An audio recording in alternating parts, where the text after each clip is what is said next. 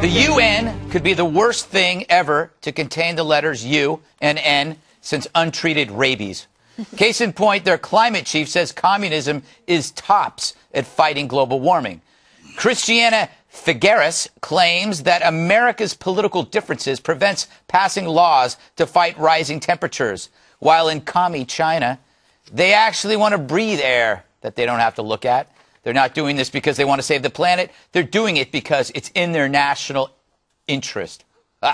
Translation, to get what we want, we need a dictator, because then we can murder the dissenters. It's the same logic behind left-wing fantasies here and abroad. A dictator, Obama, could take our guns and make us watch PBS. Why not? So never mind that in China, the smog is thicker than Michael Moore's thighs. For with the UN, evidence is a drag, and so is history. Communism slayed in the 20th century, over 100 million dead, 65 million in China alone. They're the McDonald's of massacres. But I get it. Think of how much less carbon is emitted when the emitters are reduced to crushed bone. Using this logic, all killers are environmental heroes. Genghis Khan becomes a tree hugger, and Hitler wrote the first inconvenient truth called Mein Kampf. Perhaps Ted Bundy was killing locally but thinking globally. But look, the desire for someone or something to take over and fix things, even if millions die, it's not new. It's the nature of the left. If you wish to remake, you first must undo, which spells doom for me and for you. That rhymes. I know, Andrea. I thought, hey, let's end on a rhyme, because on Fridays, rhyming is fun. It's Rhyming Friday. It is Rhyming Friday. Since let's go to you first. Okay. What do you make of the UN suggestion? Kind of revolutionary, don't you think? Yes. So many people would love to live in China where they control how many kids that you have. But this is about control. Mm-hmm. If you can control people's lives, then you win, at least in the mind of a liberal. It's the same argument, too, and I laugh at it, when they come out and they say, you know, fat people, if they would just all go away, if they would just die, we could fix the climate change issue.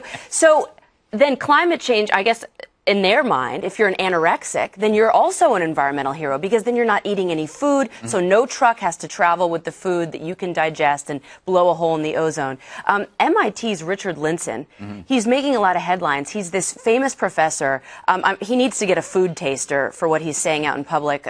He studied at Harvard. He studied at a lot of other schools. And he came out recently and he said, you know what, there just is not a lot to this catastrophic argument that they're making. And if you look, he says this is all about money. All the funding for this comes from the government. So they're doing this to keep their funding sources alive. And he is an expert. I mean, he spent his entire career studying climate change. Yeah. Bob, here's the thing. The debate is not between us. It's not over if man has an impact on the temperature. I happen to think they do, and you do too. But the problem is with the exaggeration and the inaccuracies in predicted models. Is that what leads to this kind of conclusion? Let's go to communist China. Isn't that the issue? The communist China thing is ridiculous. I mean, we just watched a Olympics over there where they had to clear the streets off for about 4 weeks before. They had to clear the smog out of the streets. So, and China has a terrible, terrible reputation on environmental issues. And I mean, you know, we have some problems ourselves, but nothing compared to that. But having said that, so we don't get into a big argument here. NASA released their redid their report, which we've had this debate about, where 97% of climate scientists agree that the temperature is rising. Now, Eric, you can sit there and laugh, but you and a bunch of flat people. earthers. Yeah. No, I won't say flat earthers. I was going to try to be nice about this. But when you talk about NASA, the American Medical Association, you go on down through all these lists of people who actually believe this is true, and it's the highest temperatures since temperatures have been recorded. You've got to say something's going on, don't you? It's not the highest. It's not the highest. That study over the past 130 years, the global average temperature has increased 1.4%. How old is the Earth? Yeah. How old is the Earth?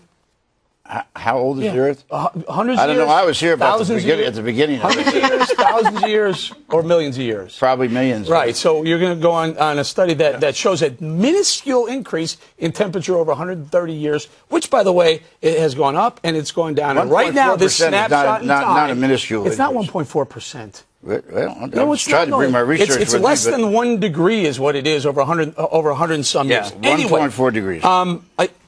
Yeah, go ahead. Go for it. Communist China is ridiculous. Bob's right. Beijing Olympics, it was more like 4 or 5 months prior to the Olympics that people were not allowed to drive a car anywhere near the city of Beijing because of the smog problem. It's also the reason why the U.S. doesn't get involved in things like Kyoto Protocol, cap and trade, because China, the biggest polluters, the biggest emitters on the planet, won't play ball. If we're going to go ahead and cut our pollution and force our businesses like coal-fired power plants, which Obama wants to bankrupt, if we want to go ahead and put onerous regulations on them, and China's going to admit whatever the hell they want, it's one globe. It's, as I said before, pollution is fungible, like money is fungible. If they're polluting in China, we're going to breathe it in So what are you saying? If they're polluting in China, we should pollute here? No, I'm saying why should we be the only ones who adhere to put onerous regulations on our businesses so it costs us more to do business and to power our homes and plants when they're not doing it? We're the biggest economy in the world, and I think it probably makes sense for us to take the lead on this, don't you?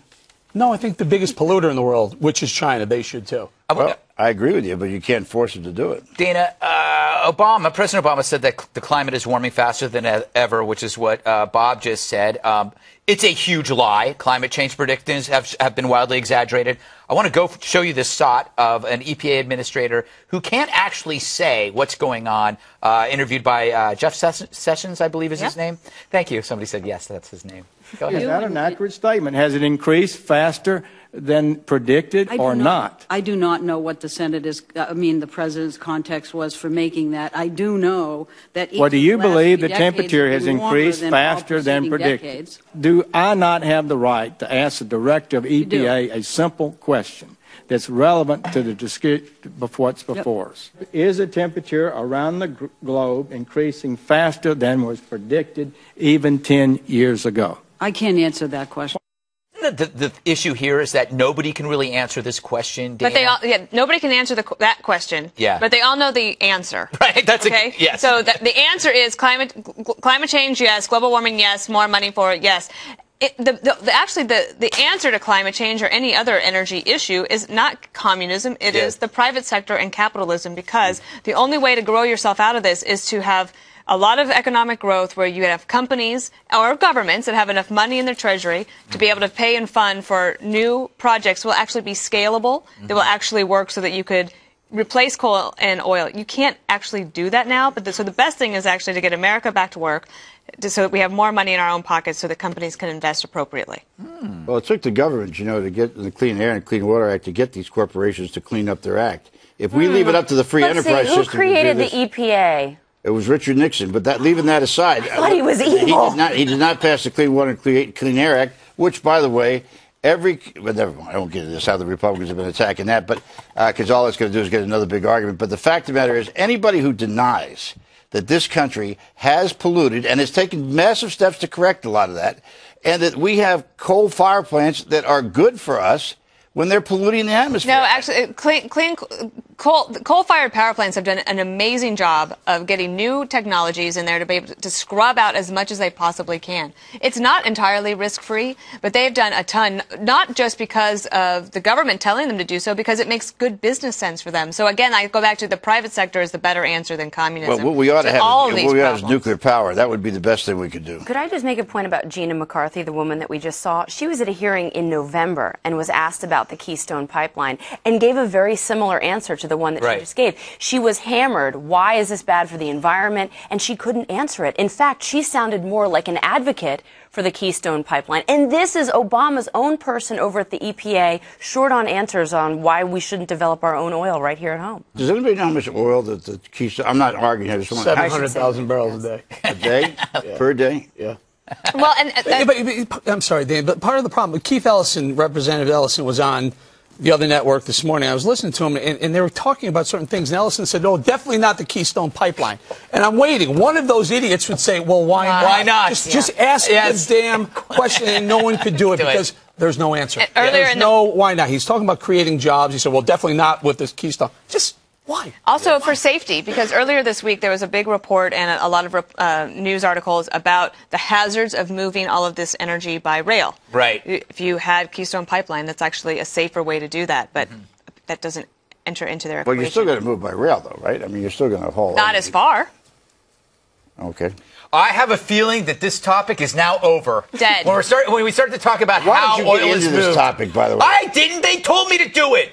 No, they didn't. Anyway, I love climate change. Next on the 5.